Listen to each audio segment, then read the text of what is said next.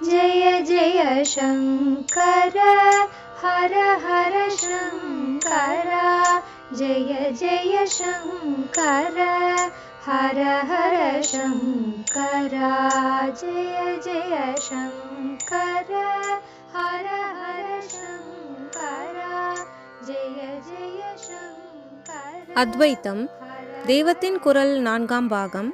போர் தீர்ந்து அமைதி காண முதலிலிருந்தே 3 மார்க்கமும். இப்படி முதலிலிருந்தே கர்மா, பக்தி, ஞானம் 3ம் கலந்து வரணும். வெவ்வேறு ப்ரப்போர்ஷனில்தான் என்றாலும் ஒன்று மட்டும் என்றில்லாமல் 3ம் சேர்ந்து வரணும் என்பதை கீதையில் பகவான் ஸ்பஷ்டமாக்கி கொடுத்திருக்கிறார். அதனால்தான் இந்த 3 யோகங்களையும் சொன்னார். யுத்யஸ்வ, போடுடா சண்டை என்று அர்ஜுனனை நன்றாக காரியத்தில் உசுப்பி கிளப்பினார். நான் ஞானியாகப் போகிறேனே, யுத்தம் எதற்கு என்றவனை அதெல்லாம் கூடாது, யுத்யஸ்வ விகத ஜ்வரஹ என்றார். குறிப்பு: கீதை 3.30. விகத ஜ்வர என்றால் என்ன? ஜ்வரம் இல்லாதவனாக என்று அர்த்தம். அர்ஜுனனுக்கு ஜ்வரமா அடிச்சது என்றால் ஆமாம், தன் மனுஷியாளை கொல்வதா என்ற பாச ஜ்வரம் அடித்தது. மனஸ் அவனுக்கு கொதியாக கொதித்தது. அது ஜ்வரம்தான். இந்த பந்துத்துவ ஆசையினால் தர்மத்துக்காக பண்ண வேண்டிய யுத்தத்தை பண்ணப்படாது என்று நினைத்தான். இப்படி ஆசாபாசம் மனசிலே இருக்கும்போதே தர்மத்துக்கும் மேற்பட்ட ஞானத்திலே தனக்கு ரொம்ப ஈடுபாடு ஏற்பட்டு விட்டார் போல, ராஜ்யாதிகாரத்தில் என்ன இருக்கு, நான் சந்நியாசியாகி பிச்சை வாங்கி சாப்பிடுறேன் என்று வேதாந்தமெல்லாம் சொன்னான். பாச ஆசையில் சிக்கியிருந்த இவனை சரி செய்ய வேண்டியதே பகவானின் காரியமாயிருந்தது. ஆனபடியால் இவனுக்கு ஆரம்ப உபாயமான கர்ம மார்க்கத்தையே சொல்ல வேண்டியிருந்தது. அதனால்தான் அர்ஜுனன் என்கிற அந்த தனி மனுஷனுக்கான வழி நிஷ்காமிய கர்மா என்பதால் அதையே ரொம்பவும் ஸ்லாகித்து விஸ்தாரம் பண்ணி சுவாமி உபதேசம் செய்தார். கீதை குறிப்பாக அர்ஜுனனை முன்னே வைத்து செய்த உபதேசமானதால் அவனுக்கானதை, அவன் மாதிரியானவர்களுக்கானதை அழுத்தம் கொடுத்து சொன்னார். இதை தப்பாக புரிந்து கொண்டுதான், அதாவது இதுதான் அத்தனை பேருக்குமே பகவான் சொன்ன முக்கியமான வழி என்று தப்பர்த்தம் செய்து கொண்டுதான் இப்போது பெருந்தலைகளாக இருப்பவர்களிலிருந்து ஆரம்பித்து பல பேர்கள் கீதையின் தாத்பரியம் கர்மயோகம்தான், ஞானயோகம் இல்லை என்கிறார்கள். ரஜோகுண பிரதானனான மகாவீரன் அர்ஜுனனை மெஜாரிட்டியினரான சாதாரண ஜனங்களின் ரெப்ரசன்டேட்டிவாக வைத்தே பகவான் கர்மாவை உபதேசித்தார். பெரிய சாதகனாக வைத்தல்ல. கர்மா பண்ணுவது, ஆனாலும் மனசின் கொதிப்பு முதலான சொந்த உணர்ச்சி கிருத்திரிமங்கள் இல்லாமல் பண்ணுவதுதான் அவனுக்கான வழி என்பதாக உபதேசித்தார்.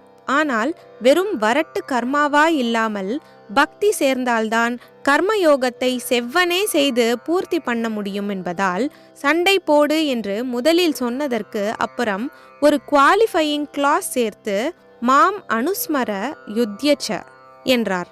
குறிப்பு: கீதை 8.7. வெறுமனே சண்டை போடாதே, என்னை நினைச்சுக்கோ, மாம் அனுஸ்மர. வெளி ஸ்மரணை யுத்தத்தில் இருந்தாலும் அதற்கு துணையாக உள்ளே இருக்கிற அனுஸ்மரணை என்னிடம் இருக்கட்டும். அப்படி பக்தியை துணை சேர்த்து கொண்டு சண்டை போடு. அதாவது தேவாசுர யுத்தத்திலே அசுர சக்திகளை எதிர்த்து சத்கர்ம சத்குணங்களின் படையை கொண்டு சத்பக்தியின் துணையில் சண்டை போடு என்று சொல்லியிருக்கிறார். கர்ம யோகத்துக்கே அதிகாரியாயுள்ள அர்ஜுனன், அதாவது அவனால் ரெப்ரசன்ட் பண்ணப்படும் பொதுவான சமூகம் அதிகபட்சமாக முயற்சி பண்ணக்கூடியது பக்தியிலே சரணாகதி செய்வதுதானே ஒழிய ஞானத்திலே பிரம்ம நிர்வாணம் அடைவதல்ல. அதனால்தான் முடிக்கும்போது பகவான் தர்மத்தை எல்லாம் விட்டு என்னிடம் சரணாகதி செய் என்றது. கர்ம மார்க்கமான ஸ்வதர்மத்தில் விசேஷமாக தூண்டிவிக்கப்படுகின்ற அவன் அதையே கோலாக நினைக்கும்படியாக முடிக்கப்படாது. அதற்காக பிரம்மமாக ஆத்மாவாக இரு என்று முடித்தாலும் அவனுக்கு எட்டாது. அதனாலே இந்த ஸ்வதர்மத்தோடு எல்லாம் முடித்து விடவில்லை. அப்புறம் நீ இதை பற்றிய எண்ணத்தையும் விட வேண்டும். இதையே ஆசை பிடிப்போடு பிடித்து கொண்டு நின்றுவிடப்படாது. தர்மாதர்மங்கள் அடிபட்டு போன ஞானத்தில் நீயாக போய் நிற்க இப்போது பக்வப்படவில்லை. நீ என்ன, யாருமே தாங்களாக அதை சாதித்து கொள்ள முடியாது. நான் தான் அதை சாதித்து தர வேண்டியவன். முதலிலிருந்தே ஞான மார்க்கத்தை லட்சியமாக கொண்டவனுக்கு என்னை காட்டிக் கொள்ளாமலே கூட நான் இப்படி சாதித்து தருவதுண்டு. ஆனால் உன் விஷயம் வேறு. அதனால் உனக்கு சொல்கிறேன். தர்மா தர்மங்களை நினைக்காமல் நானே கதி என்று என் காலில் விழுந்துவிட்டால் போதும் என்று வைத்துக்கொள். இப்போதைக்கு அதுதான் லட்சியம் என்று வைத்துக்கொள். அப்புறம் எதுதான் இறுதியான சாஸ்வதமான லட்சியமோ அதை நான் கவனித்துக் கொள்கிறேன் என்று இத்தனை அபிப்பிராயங்களை அடக்கி சரணாகதியை சொல்லி கீதையை முடித்துவிட்டார். இதையும் ரொம்ப பேர் சரியாய் புரிந்து கொள்ளவில்லை. அர்ஜுனனின் நேச்சரை உத்தேசித்து அவனுக்கு உடனடி சாதனா மார்க்கமாக கர்மாவை சொன்னதால் அதுதான் உத்தம சாதகர்கள் உள்பட எல்லாருக்குமே முடிவான வழி என்று தப்பர்த்தம் செய்து கொண்டது போலவே சரணாகதியை சொல்லி கீதையை முடிப்பதால் பக்தி தான் அதற்கு பரம தாத்பரியமே தவிர ஞானமில்லை என்று இவர்கள் சொல்கிறார்கள். அர்ஜுனன் ஸ்வதர்மத்தை தானே பகவான் இவ்வளவு விசேஷித்து சொல்கிறார். அதனால் அதுவே போதுமாக்கும், அதோடேயே சாதனை பூர்த்தியடைந்து விடுகிறதாக்கும் என்று நினைத்து விடப்படாதே என்று பகவான் பார்த்தார். அத்வைத்த ஞானத்தை சொல்லி முடித்தாலும் அவனுக்கு அது எங்கேயோ எட்டா நிலையாய் இருக்குமே என்றுதான் அதற்கு முந்தையபடியான சரணாகதியை சொல்லி முடித்தார் என்று புரிந்து கொள்வதே கீதையின் கருத்தை சரியாக புரிந்து கொள்வதாகும். ஆனாலும் சத்தியமான தத்துவத்தை அர்ஜுனனுக்கு சொல்லாமலே விடப்படாது. சாதனையில் எந்த லெவலில் இருப்பவர்களானாலும் சரி, அவர்கள் ஆத்மா என்ற ஒன்றை பற்றி எதுவுமே தெரியாதவர்களாக இருக்க விடப்படாது. நாம் செய்கிற எல்லா சாதனையும் அடிபட்டு போகிற ஓர் உத்தம நிலை உண்டு. அங்கே சாதனை சாதிக்க வேண்டியது என்பவையே இல்லாமல் சாத்திய வஸ்துவாக, சத்திய பொருளாக, சத்தாக இருந்து கொண்டு மட்டும் இருப்போம். யுத்யஸ்வவுக்கு இடமே இல்லாத அங்கே சேர்ந்தால்தான் சாந்தி என்பதை எல்லோரும் கொஞ்சமாவது தெரிந்து கொண்டு கொஞ்ச நேரமாவது அப்படி சாந்தமாக சும்மா இருக்க வேண்டும். பாவனையாகவாவது அப்படி இருக்க முயற்சி பண்ண வேண்டும் என்றெல்லாமும் பகவான் நினைத்ததால்தான் ஞானத்தையும் நிறைய சொல்லி பிரம்ம நிர்வாணம் என்கிற அத்வைத மோட்சத்தில் சேருவது வரையில் அதை விளக்கியிருக்கிறார். கடைசி அத்தியாயத்திலும் காரியமற்ற ஞான சந்நியாச யோகத்தை தான் நிறைய சொன்னார். லாஜிக்கலாக பார்த்தால் அதோடேயே முடித்திருக்க வேண்டும் என்று தோன்றும். முடிவான லட்சியத்தோடு தானே உபதேசத்தை முடிக்க வேண்டும். ஆனாலும் பரம கிருபையோடு சிஷ்யனின் லெவலை அனுதாபத்தோடு பார்த்து லாஜிக்கலாக இல்லாமல் சைக்கலாஜிக்கலாக முடித்திருக்கிறார். அர்ஜுனனை அதிகபட்சமாக அப்போது உயர்த்தக்கூடிய தத்துவத்தை சொல்லி முடிப்பதுதான் அவனுக்கு ஆறுதலாக, உற்சாகமாக, நம்பிக்கை ஊட்டுவதாக இருக்கும் என்பதால் பக்தி சரணாகதி என்று திருப்பி முடித்துவிட்டார். சந்நியாசம் ஏற்று ஞானியாகி அகங்காரம், காமம், குரோதம் ஆகியவற்றிலிருந்து விமோச்சனம் பெற்று என்னுடையது என்னும் எண்ணம் அற்றுப்போய் சாந்தமயமாகி விட்டவன் பிரம்மமாக ஆவதற்கு உரியவனாகிறான். அப்புறம் அவனுக்கு ஆத்மா பிரசன்னமாகி துக்கமோ சாந்தமோ ஏற்பட முடியாமல் சர்வபூத சமத்துவ பாவனை உண்டாகி பிரம்மபூதனாகிறான் என்று முடிந்த நிலையை முடிவான 18ஆம் அத்தியாயத்தில் சொல்லிக் கொண்டு போகிறார். பகவான் அதோடேயே உபதேசத்தை பூர்த்தி பண்ணியிருக்கலாம். ஆனாலும் இப்படி சொன்னவுடன் என்னடா இது, இப்படி முடித்தால் எங்கேயோ உச்சி மாடியில் ஏற்றிவிட்டு ஏணியை எடுத்துவிட்டார் போல இவன், அதாவது அர்ஜுனன் பிரமித்து போய் விடப்போகிறானே என்று நினைத்திருப்பார் போல் இருக்கிறது. அதனால்தான் அவனுக்கு பக்தியோடு சொல்லி முடிப்போம் என்று அந்த பிரம்மபூதனுக்கு என்னிடம் உயர்ந்த பக்தி ஏற்படுகிறது என்று ஆரம்பித்து சரணாகதியிலேயே முடித்தார் என்று தோன்றுகிறது. இதற்கு முந்தி அவனுக்கு விஸ்வரூபம் காட்டி பயபக்தியை முதலில் உண்டு பண்ணி அப்புறம் விஷ்ணு ரூபம் காட்டி பிரேம பக்தியை உண்டாக்கி இருந்ததால் பிரபத்தி பண்ணுகிற நிலை வரைக்கும் அவனை உயர்த்தலாமென்று இப்படி முடித்ததாக தோன்றுகிறது. ஆச்சாரியால் முடிவில் பிரபத்தி என்று சொல்லப்படும் பராபக்தியே ஞானம்தான் என்கிறார். கர்மாவை அர்ஜுனனுக்கு விதித்து காரியத்தில் ஏவும் போதே விஸ்வரூப தரிசனம் அளிக்கும் அளவுக்கு அவனை பக்தியிலும் பகவான் அழைத்து கொண்டு போனதால் அதற்கு பொருத்தமாக சரணாகதியில் முடித்தார். கீதை போடும் அத்வைத அஸ்திவாரம். ஞானத்தையும் விட்டுவிடாமல் நிறைய கொட்டி உபதேசித்தார்.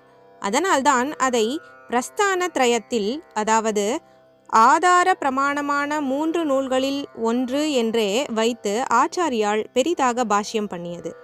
ஆரம்பத்திலிருந்தே ஆத்மாவில் ஒரு பிடிப்பு ஏற்படுத்தி தர வேண்டும் என்றுதான் கீதையில் அர்ஜுனனுக்கு என்றே முக்கியமாக ஏற்பட்ட கர்ம யோகத்தை உபதேசம் செய்வதற்கு முந்தியே பரம அத்வைத்தமாகவும் ஞானமாகவும் பகவான் ஆரம்பித்திருக்கிறார். கீதோபதேசம் ஆரம்பிப்பது அதன் 2ஆம் அத்தியாயம் 11ஆம் ஸ்லோகத்தில். அதற்கு முந்தி இருப்பதெல்லாம் முகவுரை மாதிரிதான். எந்த செட்டிங்கில் கீதை பிறந்தது என்று பேக்ரவுண்டை வர்ணிப்பதுதான். உபதேசம் ஆரம்பிக்கும் முதல் ஸ்லோகத்திலேயே பகவான் இருக்கிறவர் செத்தவர் என்று யாரை பற்றியும் ஞானிகள் கவலைப்படுவதில்லை என்று சொல்லி மேலே தொடர்ந்து, ஏனென்றால் யாருமே எப்போதுமே இல்லாமல் இருப்பதென்பதே கிடையாது, நாசமில்லாத நித்திய வஸ்துவாய் அளவிடப்பட முடியாத அப்பிரமேய வஸ்துவாய் உள்ள ஆத்மாதான் எல்லாரும். அதற்கு உடம்பு என்ற என்னவோ ஒன்று ஏற்பட்டிருக்கிறது, சாவதும் இந்த உடம்புதான் என்று பரமாத்வைதமாகவே பேசுகிறார். இப்படி ஒரு 20 ஸ்லோகத்தில் படபடவென்று ஞானமயமாக கொட்டி தீர்த்து அப்புறம்தான் ஸ்வதர்ம கர்மானுஷ்டானம் என்பதாக அர்ஜுனனுக்கு ஏற்பட்ட வழிக்கே வருகிறார். உன்னுடைய ஸ்வதர்மத்தை வைத்து பார்த்தாலும் நீ யுத்தத்திலிருந்து வாபஸ் வாங்கி கொள்ளக்கூடாது. க்ஷத்ரியனாக பிறந்தவனுக்கு தர்ம யுத்தத்தை விட சிரேயசான காரியம் என்ன இருக்கிறது? குறிப்பு கீதை 2.31 என்பதாக பிரம்மத்திலிருந்து கர்மத்துக்கு வருகிறார். பூர்வ உத்தர மீமாம்சைகளில் ஒன்றுக்கப்புறம் மற்றது தர்மத்திலிருந்து பிரம்மத்துக்கு அழைத்து போவதாக சொன்னேன். பிரம்மத்தை பற்றிய சிந்தனையை ஊட்டாமலே தர்மத்தை மட்டும் பூர்வ மீமாம்சை சொன்னதால்தான் அதை வேதாந்தம் கண்டிக்க வேண்டியிருந்தது. அந்த தப்பு நடக்காமல் தான் கர்ம மார்க்கத்திலே ஸ்வதர்மானுஷ்டானம் பண்ணுவதற்கு அர்ஜுனனை இனிஷியேட் செய்வதற்கு முந்தியே பிரம்ம அஸ்திவாரத்தை பகவான் போட்டு கொடுத்து விடுகிறார். ஸ்வதர்ம கர்மா என்கிற யோகம்தான் அர்ஜுனனுக்கு அவர் குறிப்பாக உபதேசிக்க நினைத்தது.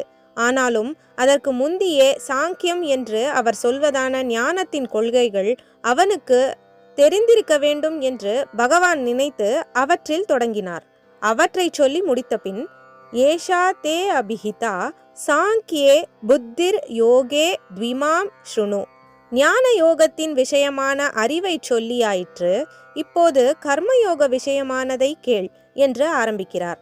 அப்புறம் அந்த அத்தியாயம் முழுக்க கர்மயோகத்தின் முடிவு முக்குணங்களுக்கும் மேலே போவது, எல்லா துவந்தங்களையும் இல்லாமல் செய்து கொள்வது, அதாவது அத்வைதமாவது என்றெல்லாம் தான் காட்டிக்கொண்டே போய் பரம ஞானியான ஸ்தித பிரக்ஞனின் லட்சணங்களை விரிவாக எடுத்துச் சொல்வதோடு முடிக்கிறார்.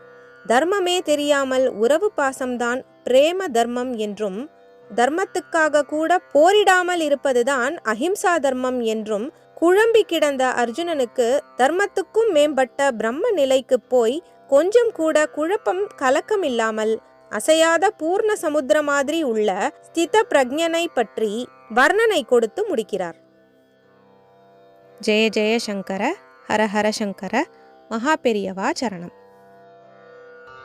जय जय शङ्कर हर हर शङ्कर, जय जय शङ्कर हर हर शङ्कर, जय जय शङ्कर।